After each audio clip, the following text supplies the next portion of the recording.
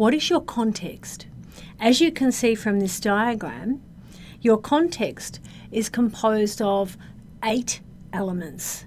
So we have here, or 8 factors. We have your cultural background, age, where you live, whether it's metropolitan or whether it's in the country, how remote, family, big or small, who lives with who, studies, work experiences, your interests, and your set of values, which often come from your parents, from your family.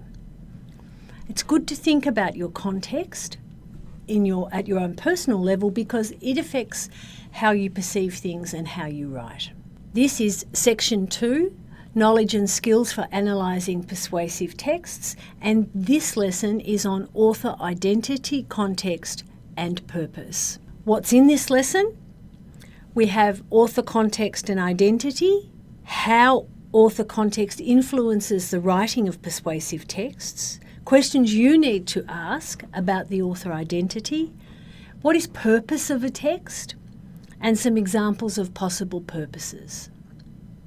Key study point designs relevant to this lesson, how to identify, analyse and apply the effect of the author's identity and context on an intended audience, and to demonstrate understanding of context, purpose and audience. Let's now have a look at an example of author context and identity and how it's influenced by these 8 factors. So let's take the example of Sam. Sam is 20 years old. Sam grew up in a rural area by a surf beach, but Sam now lives in the city. Sam has one older brother and one younger sister. Sam studies at university and Sam studies coastal and marine science in second year. Sam's background, half Italian, half Australian. Sam works as a volunteer lifesaver and also works part-time in hospitality. Sam's interests are surfing and travel. Sam's values, family is number 1 and that we should give back to society. How does an author's context influence the writing of a persuasive text? So an author's context shapes and influences their identity. All those background, those 8 factors really play on your identity and shape it. That in turn determines their responses to issues and it influences their purpose when writing a persuasive text. For example, after a tragic drowning incident in the bay, local surfer and lifesaver Sam writes a post on a community social media page outlining the need for more government funding for better signage and increased numbers of lifesavers.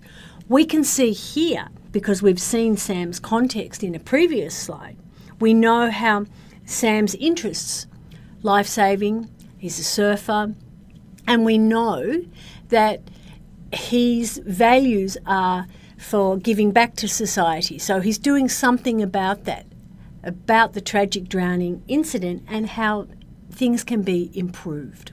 I want to draw here too, a quick sketch, just Sam. So we've got his context, that's Sam's background, and then Sam's background in turn shapes his identity. Well, you could sort of put that in there. And then that gives him a purpose. So he wants to help because remember, he wants to give back to society. He wants to help. So, and that purpose there, which is helping, is by way of suggestions when he writes his persuasive text. So it links. And the author identity is very important. Here's a list of 6 questions that you need to ask about author identity. 1, who is the author? Is the author one person or a group of people? 2, what is the author's status or identity? So what's their background to this? Are they experts? Which is probably links into our 3rd one.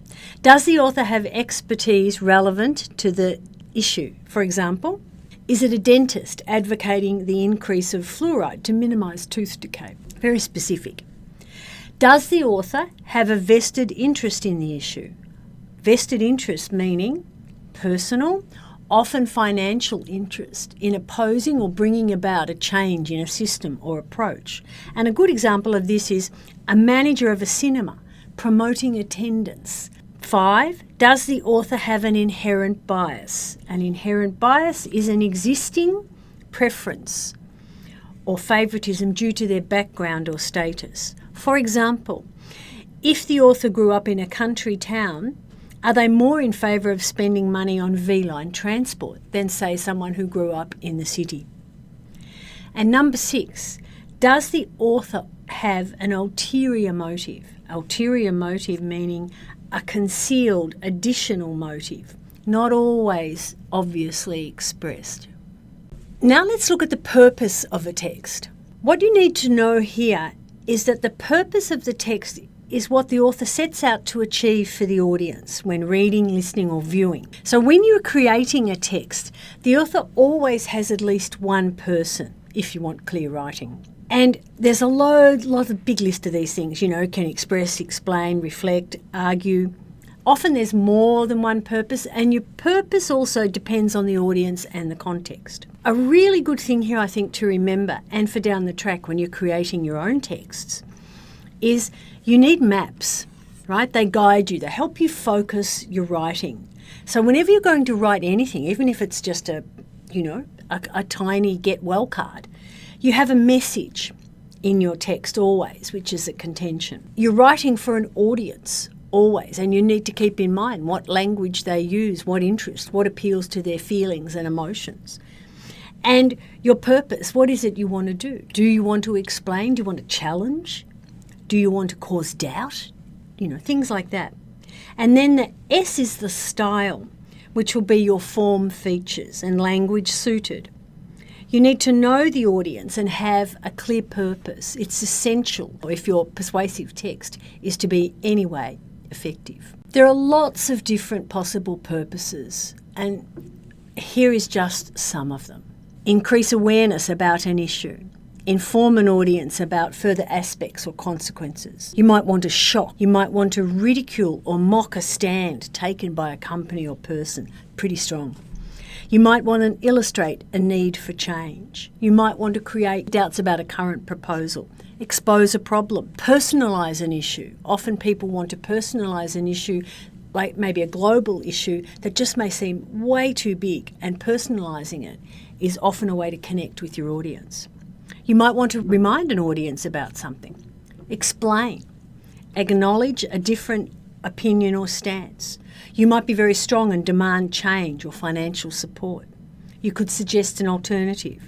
You could provoke or advocate for a change in current thinking. You may encourage an audience to think twice before they agree to a new proposal. And you may warn, pretty strong again, about a future or imminent danger. Often these are used with environmental texts. Or you might want to praise or applaud a decision. Now over to you. Let's unpack the Cats vs. Dogs author identity. You need to read the article, Cats v Dogs. You can access this article via the Download Resources button below or clicking through to the next part of the lesson. Then you need to fill in the blanks to complete the activity.